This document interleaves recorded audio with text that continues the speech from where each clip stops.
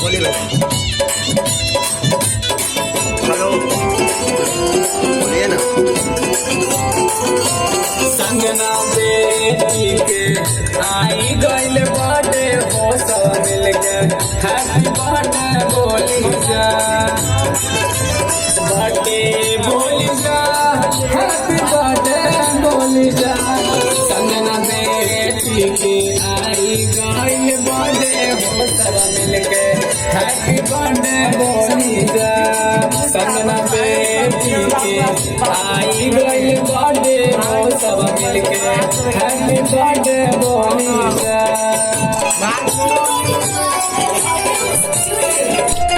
बोलो रे।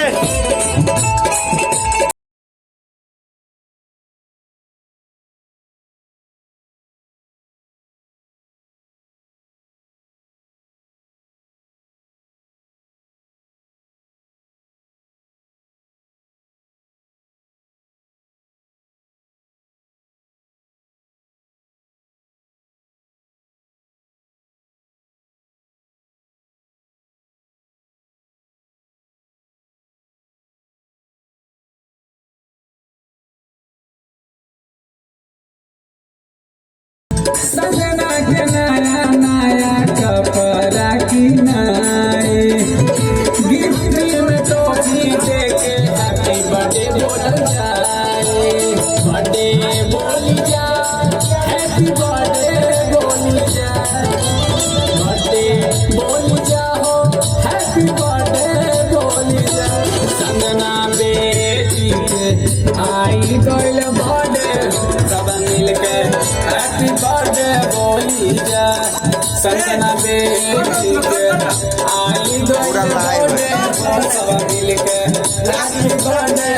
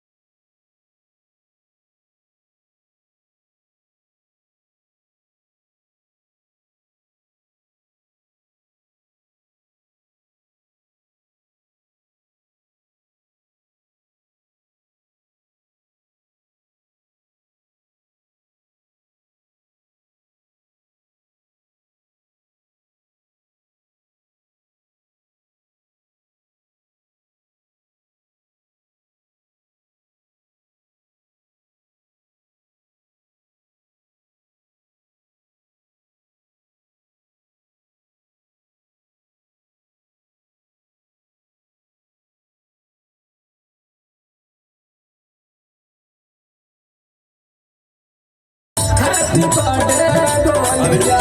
संगना बेटी के आई गइल बर्थडे हो सब मिलके हैप्पी बर्थडे बोली जा संजना बेटी के आई गइल बर्थडे हो सब मिलके हैप्पी बर्थडे बोली जा बर्थडे बोली जा हैप्पी बर्थडे बोली जा बर्थडे बोली जा हैप्पी बर्थडे बोली जा संजना बेटी के आई गइल बर्थडे हो सब मिलके हैप्पी बर्थडे बोली जा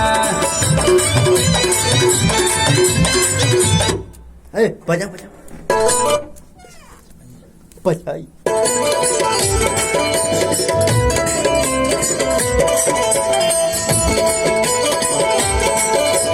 बंद करो बंद बोलो बोलो कोची बोले नमस्कार प्रणाम हमार गाना फुला बंद कर बोलो नमस्कार भैया हम आप लोगन के प्रणाम करतानी हमार गाना के खूब सब्सक्राइब करम यही हमसे निवेदन बा नमस्कार प्रणाम तमाम भोजपुरी दर्शक लोग के गोड़ छुके गोला तनी भैया और ये गाना न्यू म्यूजिक चैनल से और हेलो डिजिटल वैशाली चैनल से रिलीज होने वाला बा तो वह सब ये गाना के ढेर सारा प्यार दुलार दी और ये हमारे बड़ भैया संजीव वैशाली बाहुबली जी के ढेर सारा प्यार दुलार आशीर्वाद दी और हमारा चैनल न्यू म्यूजिक कंपनी और हेलो डिजिटल वैशाली के सब्सक्राइब करी लाइक करी शेयर करी धन्यवाद नमस्कार। राजेश जी कुछ कहेंगे? हेलो भैया नमस्कार हम राजेश शर्मा राउर के छोट भाई मेकअप आर्टिस्ट नमस्कार दीपू जी कुछ कहेंगे?